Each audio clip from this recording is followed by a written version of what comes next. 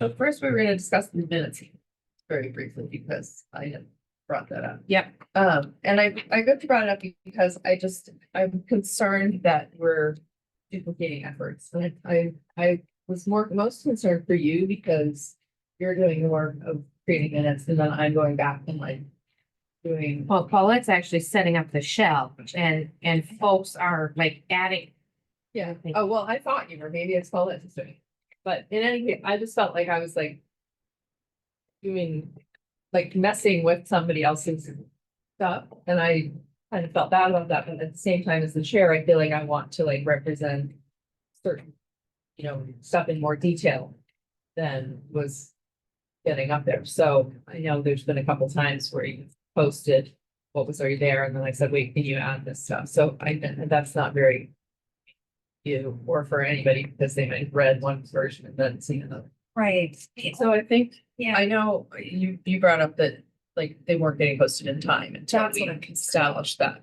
And I know that's my fault because I wasn't. Typing in. But I guess my question is, can we maybe do it the Tuesday after meeting instead of Monday? Because I think you said you were doing it like Monday by noon or something. See, so we have, Because we technically have 5 business days, so it doesn't have. 5 business days. I think the reason we did the Monday is it gives me wiggle room. Okay, I'm the one posting. right, So so I you don't don't have. really, I don't really have a backup.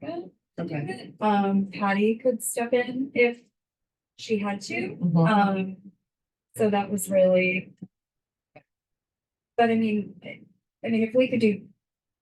What are you suggesting? Tuesday? I mean, even if it's Tuesday by noon, that would be a little easier for me because I often, the end of my weeks, I'm not usually on a computer very much, so.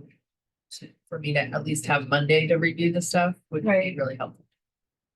Well, how about this? Why don't we try Tuesday by noon? And if we're finding that it's not working, my concern is I just need something posted. Yeah. Because if somebody's monitoring it, we're breaking the law, as far as that it is a right to know, as far as within 5 business days. Mhm, And if somebody ever were to come into the office, I have to produce something for them. right, So it's not just the website, it's somebody could show up in our office saying, I'd like a copy of the minutes, and I can't not have something. right. So that's that, really, that's all I'm concerned. Yeah. Yeah. So what I mean by Tuesday at noon is for you to be able to post by then. Okay, That's what I'm saying, not for us Okay. to get it to you, but for us to know that by that's like okay, the drop dead times that you have everything you need by then. okay, So for me, maybe I get it, make sure you had it by Monday night. okay. But I don't know, I mean, maybe that's still not Okay. enough time to. No, that should be fine, because then that gives me half the day as far as, and so I'm should trying I? to do more of this work in the middle of the night too, I so know that. for me, that's why it's like, these deadlines are a little weird, but Okay. Okay. Yeah, and so Okay. do you want me to just not do the shell then? You want to just do the whole thing? I don't know, I mean, I appreciate the shell and it's fine to have somebody get it started, what I'm saying is I just want the chance, I'm gonna go over it no matter what and Okay. do things, so. If it feels like a waste of time to someone else who's doing it, then. Then you You don't have really to do it, but I taking also appreciate it minutes. at the same time, it's helpful to have multiple, because sometimes when. One of us is doing a lot of talking, it's hard to. That's the thing. record If it you're at the same talking, you time. can't write at the same time. Right, We could, So- let's see if we set up a shelf this time between the shell, the recording now that we've got, we'll see how it goes and then and revisit. We can always revisit, change and things. then in terms of the recording. Oh, I'm sorry, are you thinking? I like that encouragement. Yeah, and so I guess the other question is, do we want to record from now on? I know there's been requests for that. There have been, and I mean, I have no issues with that. I would just have to make sure that I send this the way I usually do with the board meetings that we record, and then they'll just have to find a place to post them, I guess. Okay. Yeah, so I have no issue with that. So Okay. might make it easier for minutes. Well, if, to make it easier on Kevin. Yep. We could always just link it within the minutes, That's true too. because we don't have, Interesting. You would just have to convert it into the YouTube. yeah, Yeah, let's do that. Well, I was just thinking it would save Yep, a lot of effort for yep, them. let's do that. And then we don't So have to find what does space. that mean? for It it. wouldn't be posted separately? It would be in the minutes, probably right at the Yeah. top. Yeah, Sounds- that way it's not taking up space on a web page that probably already has precious space anyway. Right. Okay, Good. sounds good. Okay. So do you want to go policy by policy or? So let me give an overview of all these AC policies, because this is something that we've been kicking since January. With the change in administration in Washington DC, there have been a number of changes. And prior to the new administration coming in, the Eastern District Court of Kentucky threw out the 2024 Title IX rule, which was the one we had been following for sexual harassment, discrimination, and has reverted to the 2020 rule, which has a whole different set of procedures to follow. And we need to make sure that we're in alignment with Title IX, because a lot of our federal funding is tied to, following Title IX, things like that. So we were waiting for New Hampshire School Board Association to give us the revision. While we were waiting for that, I've got a case going on in the district that we're doing in accordance with the old rule, even though that's not our policy right now. So we're sort of off kilter with the policy that we have on the books is not the procedure we're following, even though we're supposed to be following the old procedure. NHSBA said, get these approved as soon as possible. But they didn't get them to us until February, right before the February policy meeting, which is what caused us to cancel, because it was more than we thought it was going to be. We thought it was just going to be, get rid of this, put this one back. And they went through these policies that we're gonna go through, the ones that are AC, whatever, and added some information in there to better align with the new administration. So that prompted us to push the meeting to today so that we can approve these policies for Title IX and get them approved at the next board meeting, which I know we wanted a light schedule, but this is gonna have to, maybe we can adopt them as a group, I don't know.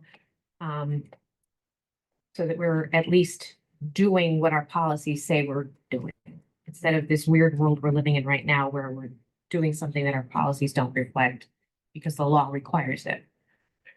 So we could go policy by policy.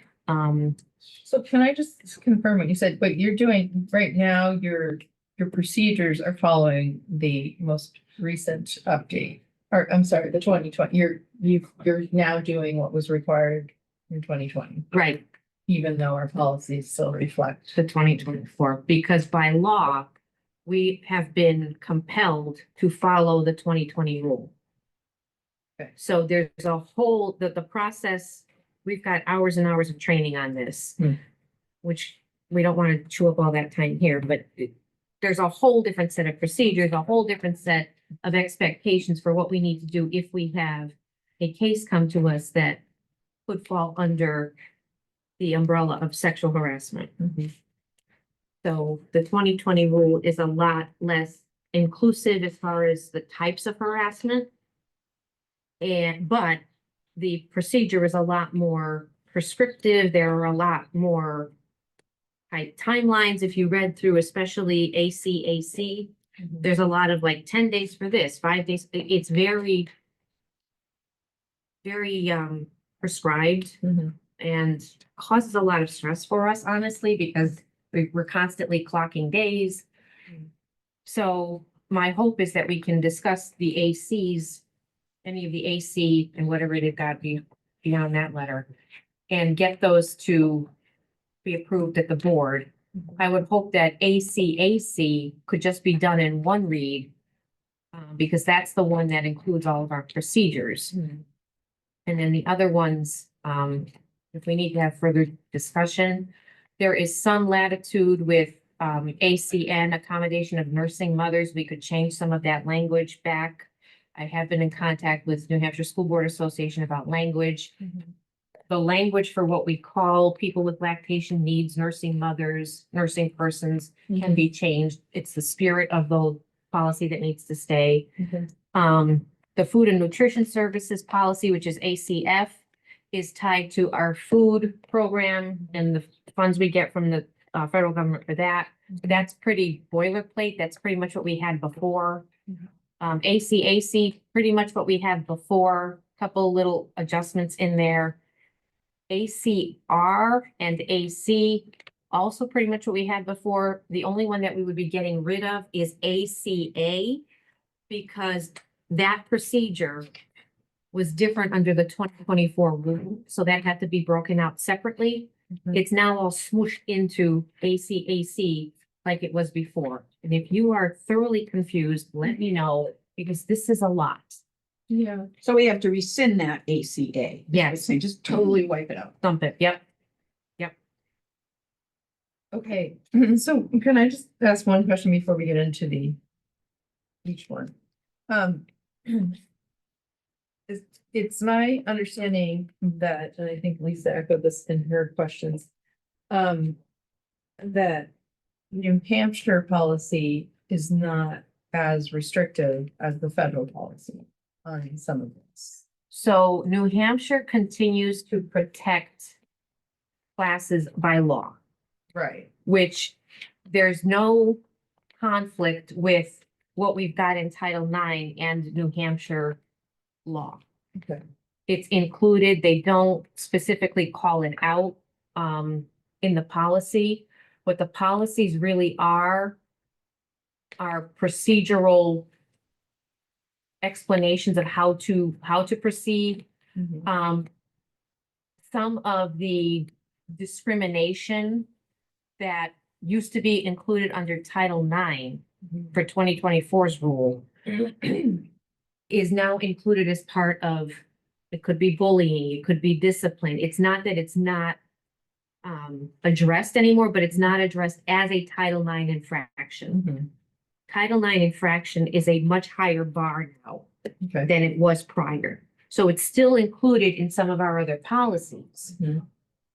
but it's not specifically called out in this one the way it had been before. So it's not that it's been That's ignored. That's one of the major differences. Yeah, between Yeah, 22. it's not that it's been ignored, but it's just this Title IX rule was an extremely high bar to hit a Title IX infraction. Mhm. And without going into too much detail, a case of sexual harassment would have to be severe, pervasive, and objectively offensive. All three of those have to be met under this rule.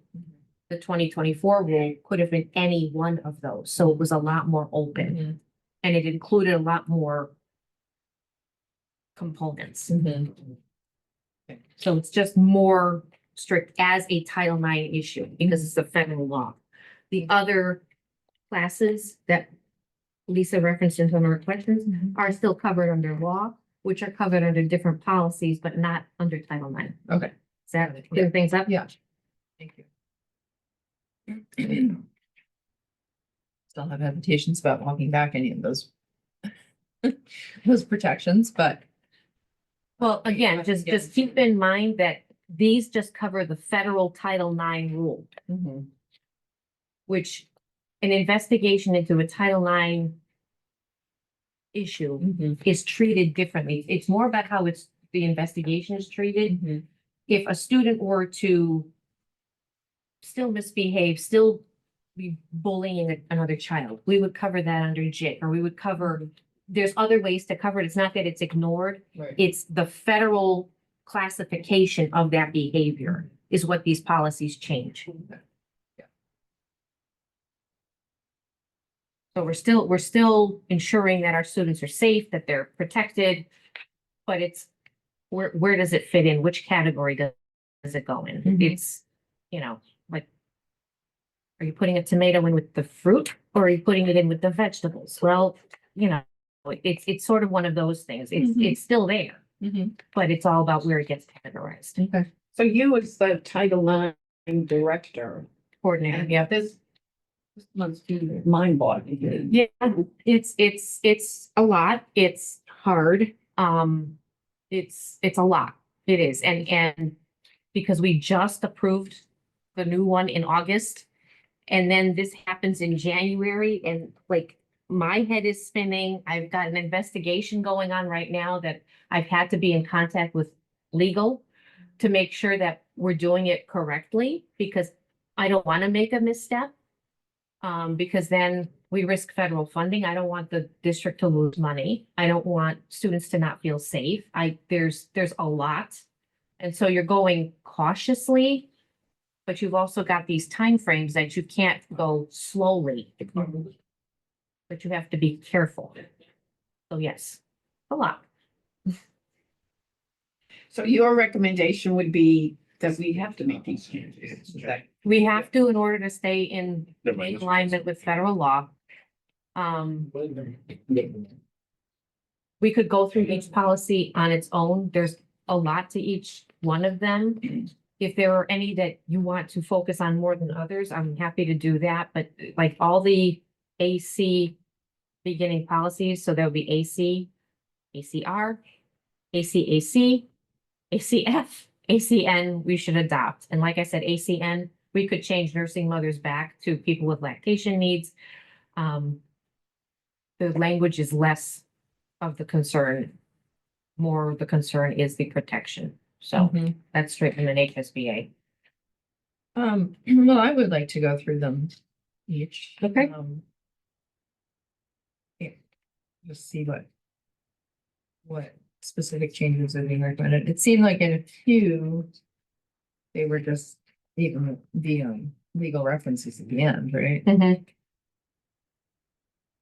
Because I have one question in the first one, AC, on,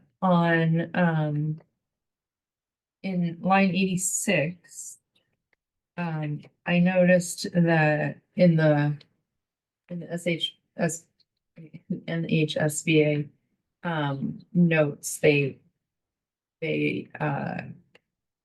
referenced some, Boy Scouts of America case or something, or,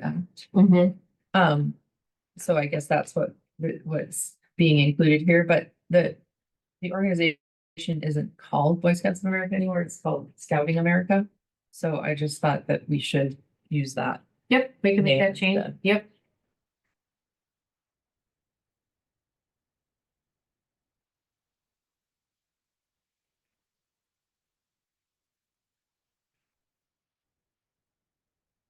Okay.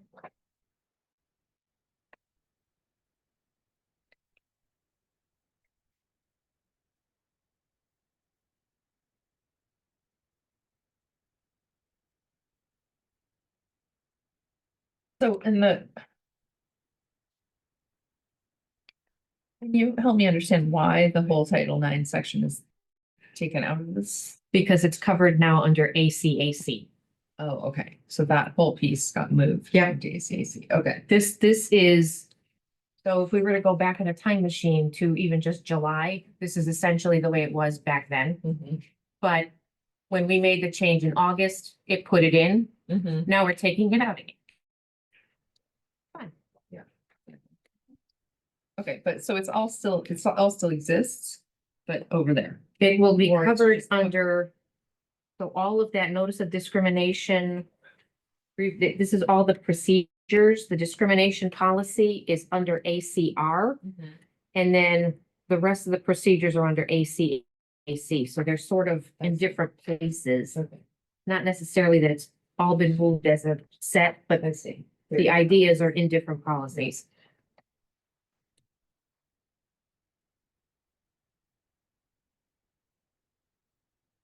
And then these all new, all of this, is this all new?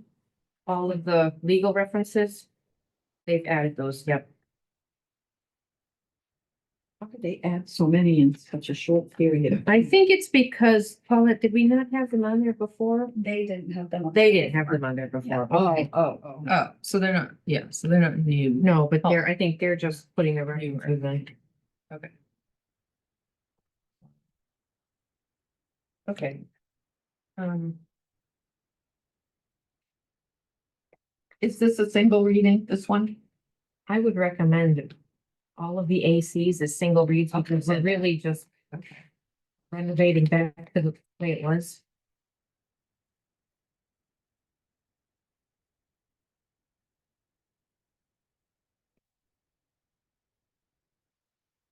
Good with AC?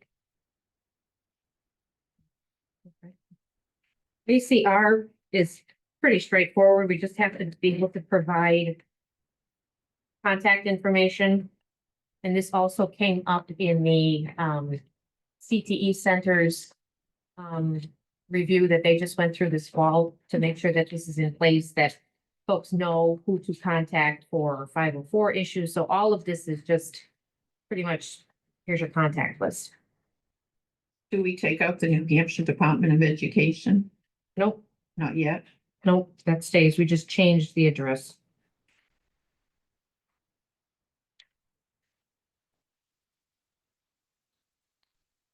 I have to say, it feels so weird to me to be removing notices of non-discrimination or any items of non-discrimination, you know, like I just feels like Yep. we're going backwards. Well. I hear you. It's sort of more, like I said, openly covered under other places where this administration, this rule views Title IX as strictly very narrow as sexual harassment. Everything else falls in other places where the 2024 rule viewed Title IX as covering sexual harassment, sexual discrimination, all of these things. This is a very much scaled back interpretation of the rule. And they're saying you only need to cover this one thing. Is there any reason we wouldn't leave something in this policy or any of them that just like, for instance, starting on line 47, that said the district does not discriminate on the basis of sex and prohibits sex discrimination? I mean, and then just we can eliminate as required by Title IX. But could we just leave that in there so that we as a district are stating that we are opposed to discrimination? I feel like it's in a different policy somewhere. I mean, there's nothing that keeps us as a district from stating our opposition to You could discrimination. leave line, you're talking 47 through 49. Yeah, You could leave those in there. I would leave out the repetition of stuff below, right. Yeah. but we could put back in lines 47 through 49. The district does not discriminate.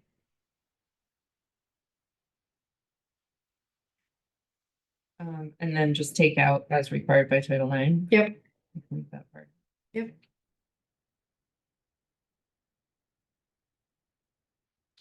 You include line 43.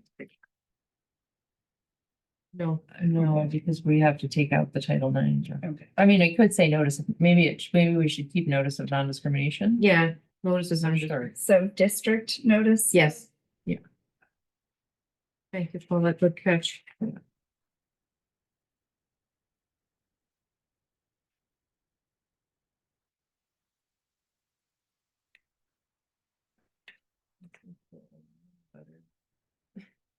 Because I mean, there's nothing that precludes us from trying not to discriminate, right? Preferable, I would say. Exactly. And I Yeah, think it doesn't hurt to repeat it, even if it is. that's true. That's Yeah, true. right. And I think it belongs in, especially given that this title is called non-discrimination and equal opportunity, you know. Seems like it fits. Okay, now why is this ACR 2? Because I think there was a previous ACR So. that's the homeowner association that doesn't, yeah, it's not valid anymore or something, so I think they just call it 2. Does it have to be 2? It's not, is it on the sample policy as 2? It is. Oh, it is, okay, I thought it wasn't. Because ACR 2 replaces the former ACE. Oh, that's just the piece, that's just. All right, Single read? I thought it would be simpler to get rid of the 2, but Well, nothing's easy. nothing simple, right? Single read though, that's easy. Okay, yeah. ACA is getting flushed because that's included in other places and the procedure has changed measurably. So there's pieces of what was ACA that are in other policies, and this procedure is not followed anymore because of the new rules, so we can't have it on the books because it would just confuse people. Okay. So we'll just get rid of that one. But we could have a procedure that That's the next one we're gonna look at. procedure. Well, that should, I don't even know what to do with that. If that's a single read or. Yeah, that would just Yeah. be information, so that's it. It's awesome. Just from your perspective, is there anything that you think isn't covered? No, because what it does is it talks about, procedures for any kind of harassment. Because if you look at some of the terminology, sex discrimination, sex-based harassment, that's the old rule. But we cover that under the JIC policy, which is bullying, or we cover that under other discipline policies, or other employment policies. And the procedure, which we're gonna look at in ACAC, is much more prescriptive, much more, I don't wanna say stringent, but it's much more deliberate than this one, which is just sort of written as you folks are professionals, you know how to do an investigation. ACAC pretty much lays it out as first do this, then do this, then do this, and you have to go in this order. Okay. I wanna make sure we're abiding by their expectations.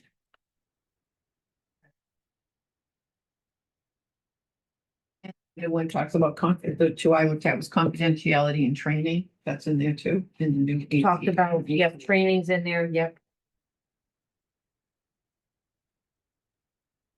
ACAC. What I read at the beginning. Because it goes through specifically what sexual harassment is. So they talk about that very specifically. And how to make a complaint. You can make a complaint. There's a lot of definitions. What the Title IX coordinator is responsible for. Section E, line 275 talks about training, mandated reporting.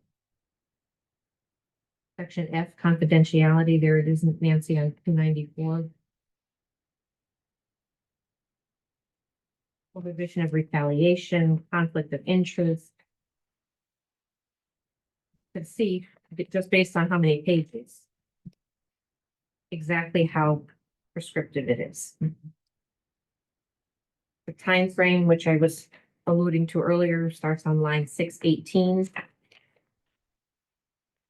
many days to respond to things, what the investigation looks like. The appeal process, resolution. And then the part that I think Pip will help you feel a little bit better, lines 869 and 870. Oh, oops, that's not what I'm looking for.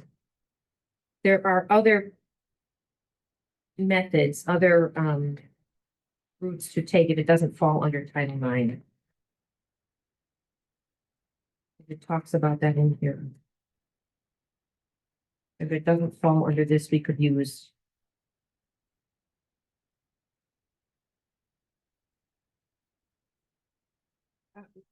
But with the confidentiality, it seems like every day you hear a different report on the news about a school district that has an, I mean, how would you answer a request for information from the press? I mean, can you say it's confidential and I can't respond to that?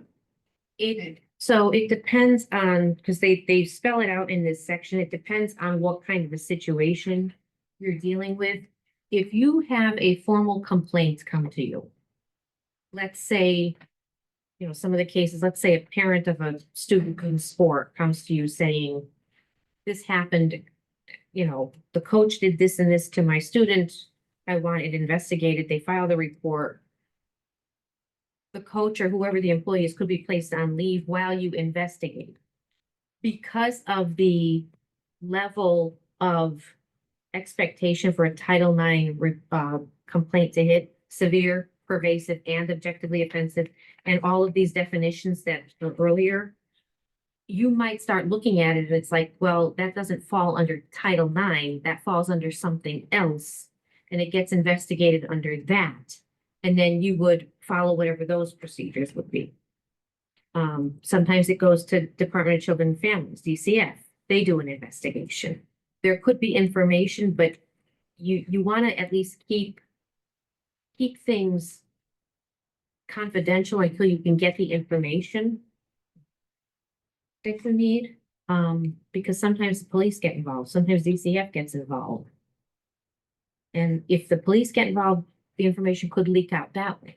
But if it's something in-house that maybe it doesn't involve the police, maybe it was somebody said something, it was misheard, it was misconstrued. There's a lot of different ways it could go, but you kind of have to follow the process.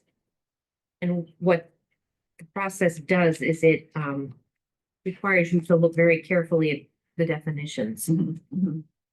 And they've really clearly defined what Title IX sexual harassment is. Oh, this is what I was looking for. 164. So talks about other types of non-Title IX sexual harassment. Those are things that we could address under other policies. JIG comes to mind.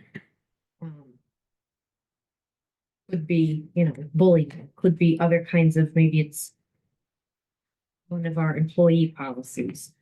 So we could definitely look at another avenue. So, okay. So you're saying we could look at it, or you think there's things in place that would already protect So from those things? in my role as Title IX coordinator, as I take in a complaint, could be somebody said something sexually, called somebody something, inappropriate body part names, things like that. Under 2020 rule, that's not Title IX sexual harassment. Right. That might get addressed under a discipline policy that we've got in the J section. That still gets addressed, but Right. it's not Title IX. Okay. Because Title IX You has feel to like get- we have enough other policies in place. Absolutely, absolutely. That there's places to address. Absolutely, yep. What the Title IX policies do is it labels the behavior as a Title IX offense, which has to be treated differently.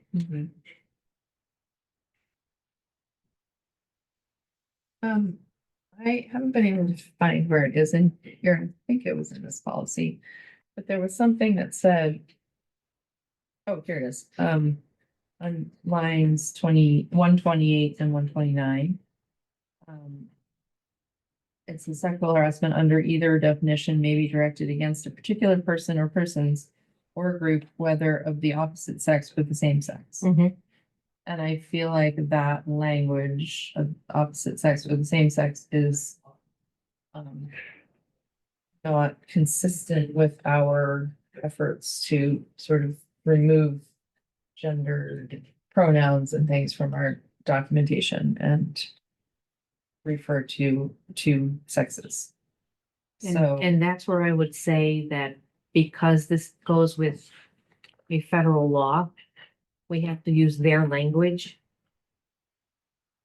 Because this is language that comes from the rule that by law we have to follow. And if in a case of an actual situation that was determined to be Title IX, they would be looking to see if we went with their terminology to come to that conclusion. And we would run the risk of investigations from the federal government, possible loss of funding, which is already happening at some higher ed institutions for different reasons. It might not be something we agree with, but this is something we need to follow.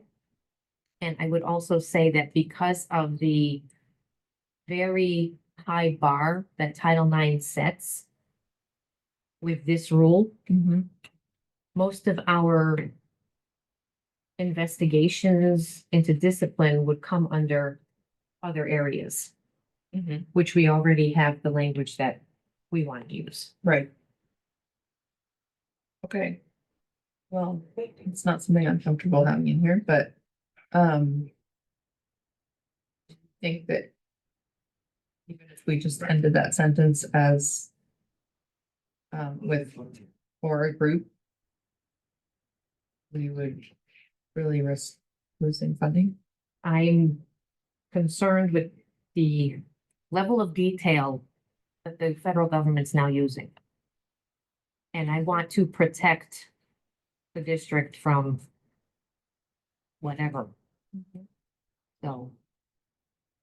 And like I said, because of, well, but like I said, because of the very narrow interpretation right now, a lot of what we're going to be covering that would have maybe constituted some kind of sexual harassment is probably going to fall under other discipline policies. Yeah. Where we're addressing that's not proper behavior or not, that's, we don't use that language because that's just not kind. We don't talk about people as body parts or whatever, that it's addressed differently. Title IX is a very, very high bar right now. Mhm.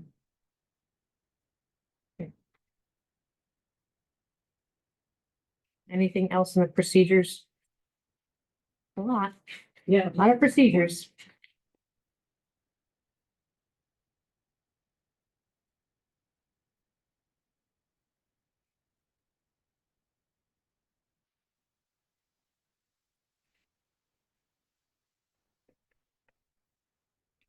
And if you take a look on page, at line 389. Was a place that we already sort of took out some of the gendered language where we could do it.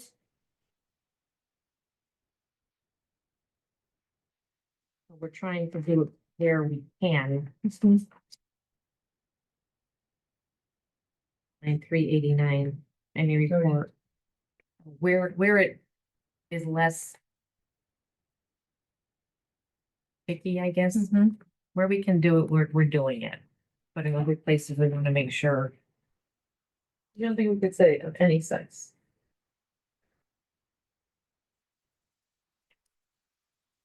Remind me the line. 128, 129.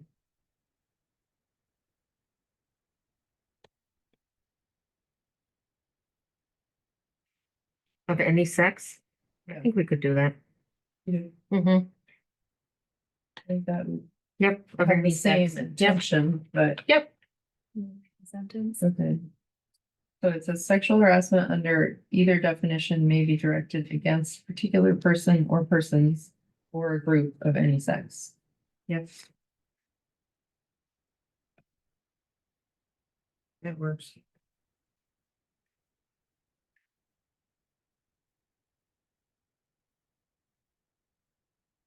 I think we could probably do this in a single read. If anybody wants to read all of it. It's a lot.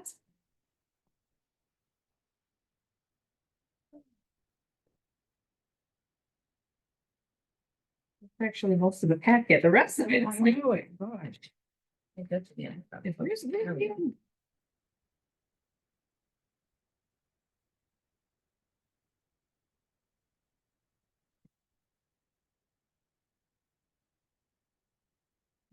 So this one, yep, ACF.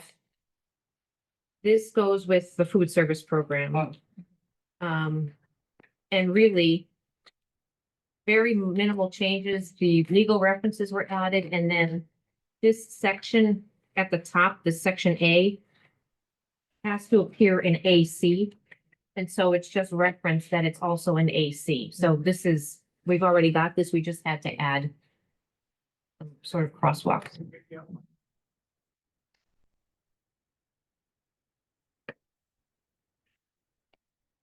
Lot shorter, much shorter. Yeah.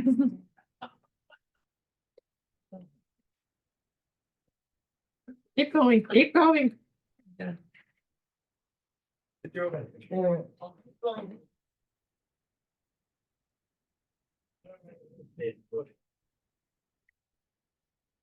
Yeah, that was straightforward.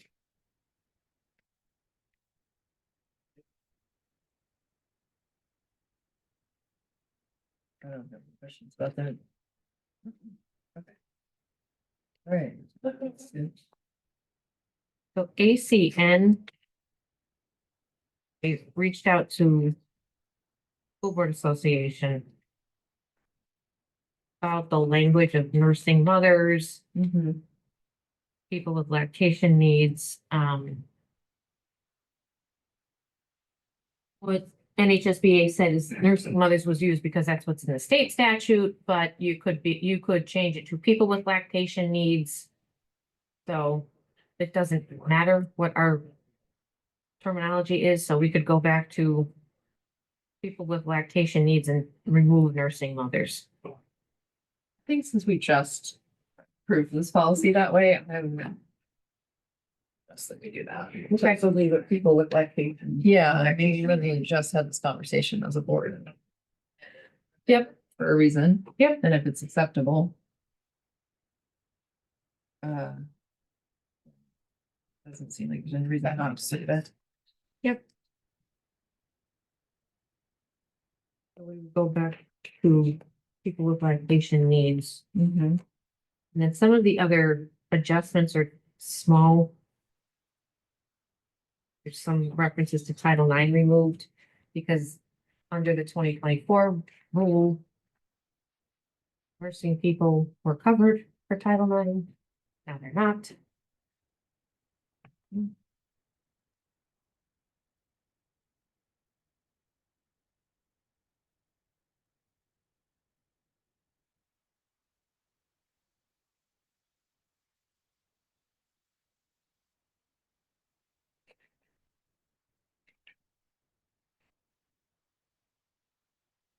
So it seems like everything else. Pretty much stays the same.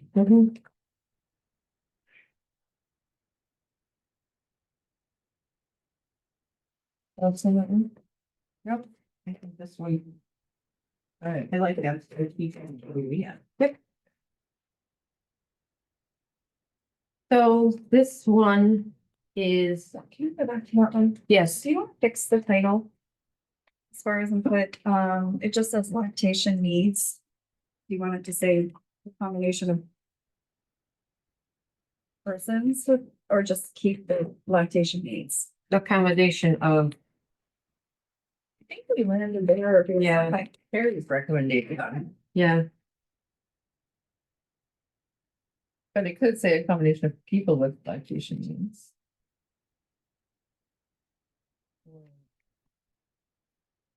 I don't know. I think it's okay. Yeah, I would say leave it, because I do remember Carrie talking about that. Yeah.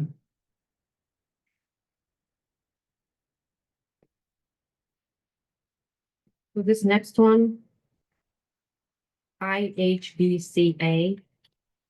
Is here because this is one of the. Sections of the old Title IX rule that was completely removed was any kind of. Accommodation for pregnancy for students, because that was part of the old Title IX. Old being 24. Oh, sure. The newer one. Yeah. Okay. But it would probably make sense for us to have a policy like this in place to protect these students. We have pregnant students, what we would do, how we would protect them, making sure that they have equal access, preventing discrimination, making sure that if they're going to be out of school because of morning sickness, those kinds of things, that we've got that protected in a policy. And Wait, I'm so, sorry, this one. One you're saying was this, that we're supposed to remove altogether? no, this one is here as a recommended policy, Oh, which I think we should have because don't have. this used to be under the Title IX. Got it. They pulled it out of Title IX, so now it's here to say, okay, if you still want to protect I- pregnant students, you need this policy. Okay. Right. Thank you. So that's why we've got this here, and then the only change was on line 102. Making sure that folks make a complaint in the first instance. So if they feel that they have been violated, the first time this happens, let us know according to ACAC. Uh-huh. Don't wait until, this is the 17th time it's happened and Okay. we already have it. Exactly like this.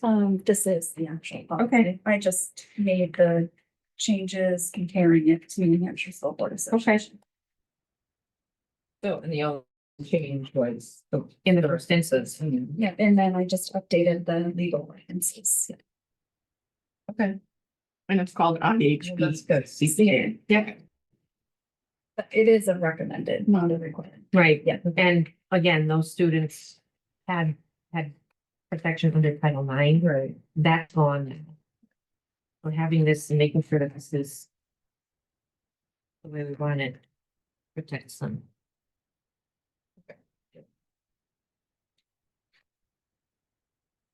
Do better?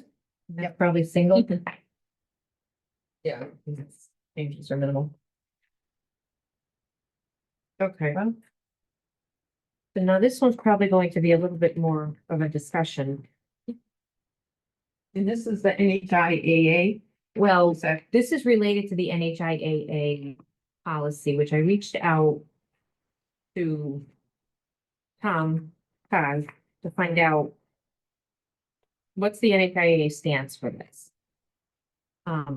Because this is required by law. We have HB 1205, which is now RSA 193-41-42, which talks about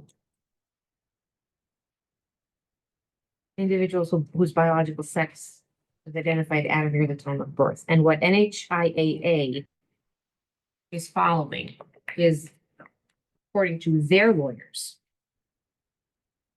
and they've changed their bylaw. So they've suspended the bylaw about transgender participation pending further review. And they've said that member schools remain responsible for ensuring compliance with state and federal law regarding gender-based eligibility. And in the email from Jeff Collins, NHIAA has been informing schools that they need to follow state and federal law when making gender-based eligibility determinations. The adoption of RSA 193-41 this past summer had the effect of supplanting the NHIAA's bylaw and provides that the State Board of Education, each school board, and each governing body of a public charter school shall adopt and enforce policies to ensure compliance with this subdivision in the public schools governed by each respective entity. So they've suspended their bylaw. And according to the law that the legislature passed, it's required that we have a policy that includes what is in purple in this policy in there.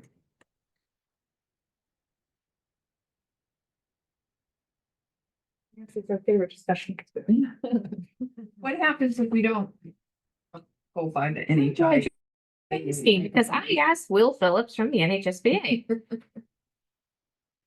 He said, And our board voted, strongly in favor of. the risk to a district choosing to comply or not to comply with the state's requirement of a policy 193-41V to enforce the state statute will depend on factors specific to that district, student population, community, etc. Those risks are evolving and changing at the same pace as the general landscape regarding the issue. It is outside the scope of NHSBA services to provide specific legal advice as to the course of conduct that best suits the interests of an individual district. We should talk to our own legal counsel. Because I remember years ago, I'm talking about the NHIAA. Yep. We were not in compliance. Yep. This was years ago. Our student contract was outdated. Yep. We had no coach's manual, and they said we would not be able to participate in sports if we didn't fix those things, and they gave us 6 weeks to do it. It's, yeah, So we came up with a new student contract and a coach's manual, which didn't exist. yeah, I mean, I had no idea, no one knew we were out of compliance, and all of Yeah. a sudden we get this. And they said, if you don't fix it, you're out. do they have that much power? I guess they do. So in bylaw, in section 21, they've got a policy statement. This is just a piece. Again, Tom forwarded this to me because Jeff Collins sent it to all the ADs. Member schools remain responsible for ensuring compliance with state and federal law regarding gender-based eligibility determinations, which may be reviewed as appropriate per the due process procedures found in NHIAA bylaw Article 5, Section 1B. So I think that it's the same situation. What you just read about the risks of not complying? Depend on factors specific to the district, such as student population, community, etc. And those risks are evolving and changing at the same pace as the general landscape regarding the issue. So what is that? This is NHSBA. Okay. Okay. And then he Basically, they're said, not- he said, we can't provide specific legal advice. We could wait until the April meeting and roll this into the conversation with Allison. If that's something you feel comfortable doing, because it's all sort of the same umbrella. Yeah, I mean, it very much, it's sort of exactly contradictory to our JBAB policy. And we can wait on this. We've got our own legal, then we're not relying on SBA saying we can't give you more than just general advice, Mhm. which I think we would want very specific advice. And so I feel I would recommend we just wait on this one. To get the Roll legal- this, and have all of them and have the lawyers or the lawyer just give us advice on all three. And then we're in alignment because they're all similar Mhm. in Right, tone. yes, we scope. have to align them. So we could wait on that until April. Okay. Is it worth a conversation with Jeff? I mean, I happen to know him personally. If you see him, if you talk to him, see what and you can ask him that question. I don't think that would hurt. This is what Tom sent me because it was within a few days of, well, a week, but it was over vacation, so. Like Jeff sent that out. I asked Tom, he sent me this back and and again, it's like the Title IX stuff. Everything's shifting and moving and you're trying to put your foot down, but you don't know where the land is. So, Mhm. so yeah, I think we can hold off on that until April. I saw all that drawn arrow, so that's good. We've got that in April. And, I'd be interested to know from Pause too, how often this is actually a factor for us. to my knowledge, right this second at 11:55, we don't have anybody who would fall under this. Yeah. But, And currently, we do not look at people's birth certificates when they register. but it's to the point of Nancy's question that if we're going to risk participation, like none of these decisions that we're making right now are easy. Mhm. They're not fun. And I think, having legal assistance is critical. Can you prepare them for the additional I information? will, with, like, I the- will let Allison know, yep. Yep. We will roll that in. Right. The next meeting is April 16th. Right? And they'll be on Zoom. Will they be on Zoom or will she be here? She will be Right. here. I think I Oh. asked for her to be here because I think it's just easier to have a conversation. You've got all the glitches. April 16th. April 16th. Okay. And then that way, if we're recording it, So, I wanted to make sure we addressed all of Lisa's questions too. Oh, do we have an email from Lisa? Yeah. I don't think I go out everyone.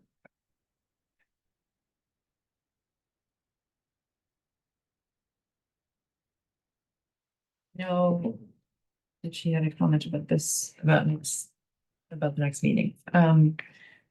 It said the policy committee already made a determination about these policies regarding JBAB and JLP. about these policies, which is reviewed at the board level. Since then, there has been no agreement by the board. There's a wish to revisit this. Policy committee had previously decided to have a meeting with council with the entire board to discuss JVAB and JLP. This meeting was scheduled but conducted without advance notice of the agenda to any board members, including our policy committee chair. So, I guess the question is, what, since I wasn't at that meeting, I don't know what was the resolution of that meeting with council, and what are we planning to do, bringing it back? So we have that discussion again. That's why, yeah, because Byron had come in late, you were unavailable. And there still remains the real concern of certifications not following, not providing undue expectation on teachers to have knowledge of laws and training, and just there's a lot involved in that, that we really need to, I think, listen carefully, have a deeper discussion. Especially as it's tied to what teachers are doing in the classrooms and what they discussed at the meeting about possibly losing certifications. And since that meeting, there's been a development at the federal level now of there's like a reporting portal for educators. Have you heard about that? Where anybody could report to the federal government if they think educators are doing something that they shouldn't be doing in the classroom. So whether that's teaching evolution, whether that's, I don't know how broad or deep, but anybody at any time could report to the federal government, and teachers could be investigated. And if you have invested thousands of dollars in an education, years of your life, and you've got a family depending on your income, and your certification disappears, it's huge. Yeah. And it's not as simple as doctor malpractice where you shouldn't have done something and you did it anyway. This is because of the fluidity of all these situations, we at this table are having trouble figuring out, wait, what, who, where's this how do we expect teachers who are trying to make sure Johnny's got his lunchbox going to lunch, Susie's got her homework, that, Mary's passing her classes, all these things, it's a lot to ask our teachers. And I want to make sure we have a very good understanding. Okay, so we're gonna what was the conclusion of the board at that meeting? I don't think there ever was a follow-up discussion to it. Because I think Nancy helped me out with that, because I can't remember all of it. But I think we ran out of time because we were running into the next meeting. And then it was the night of, was it Rick presenting special ed? And I'm not sure we actually ever came back around, because I think we've been stuck in this budget loop Ever since. And I think we thought it was a good idea to have her talk to the policy committee. Yep. To bring it back to policy. Yep. What I think the decision, if I recall correctly, the decision was. to That's bring what, it yeah, back to I think you're right. Yep. And I apologize, I didn't see this memo. It came in this morning and I was already gone. So I didn't Yeah. see this memo. But yeah, we decided to bring it back to policy. And then ultimately it will go to the board Okay. based on what the recommendation is.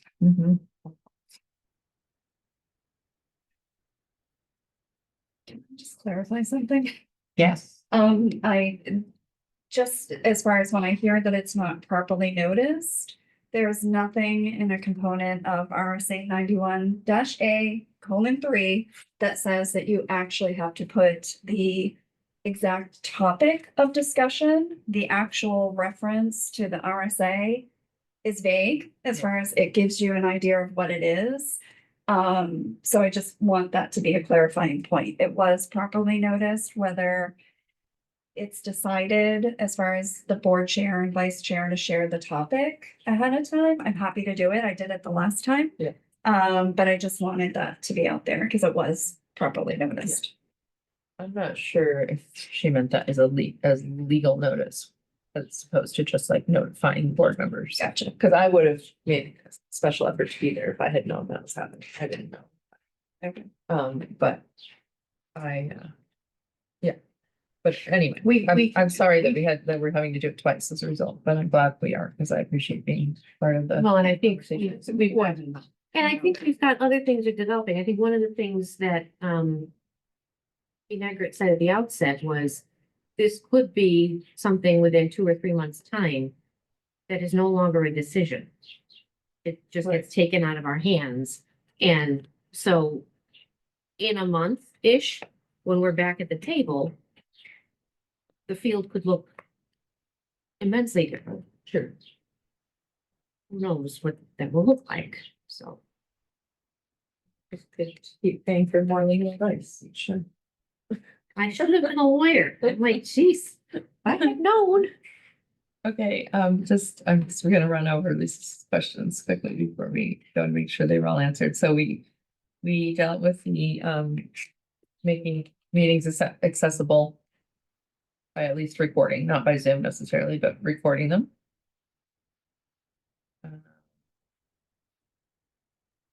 And then ACC. I think I've explained that because of the high bar for Title IX Mm-hmm. and everything else falls under other disciplinary. Mhm. And we talked about the differences in state law. Yep. Yeah.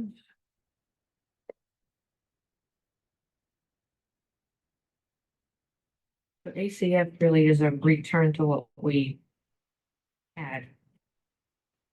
What we took out of ACF, And what can I see it was? that was the food service Oh, one. okay.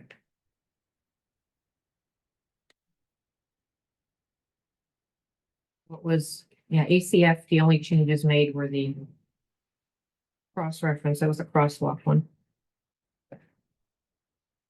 And then ACN, we went back to our language, so that was fine.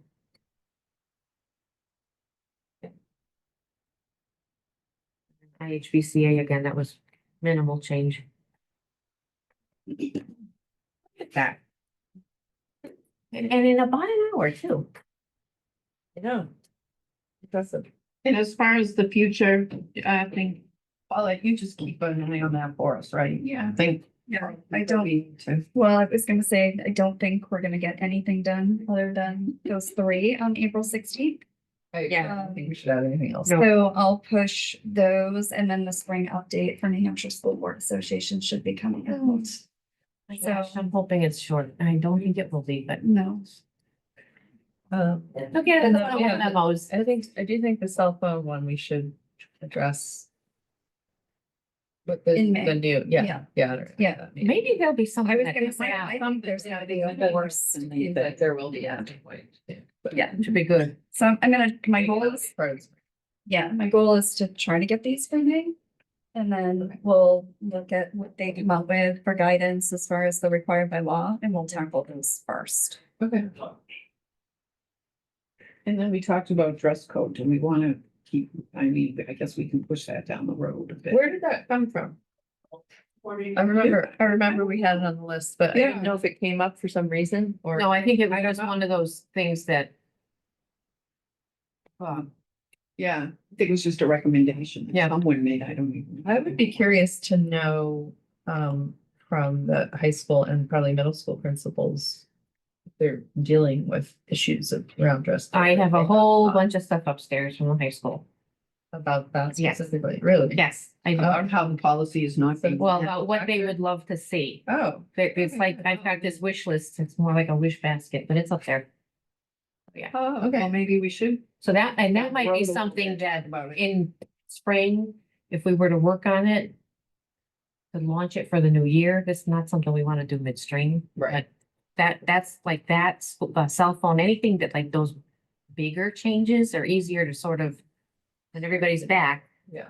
instead of going mid-year and be like, oh, sorry, can't do this now. What do you mean? I did it yesterday. It's like, Well, and it's been a while since that's been looked at. It's 2010. yeah, Oh, you kidding? No. Oh, my God. Yeah, so maybe if we can get that and like start having that conversation in May. May. And then Yeah, They wouldn't because have by to implement June it or until the end of the July, year. we could, yeah, exactly. Okay. Yep. Is there anything else that you have a basket full of? I have all kinds of baskets upstairs, Nancy, not all for policy though. No, but that one, I do have stuff. Oh, yeah. Okay. Good to know. All right, You can call it because I'll stop the recording. yeah, thank you. I think we're done. I'll come back a picture.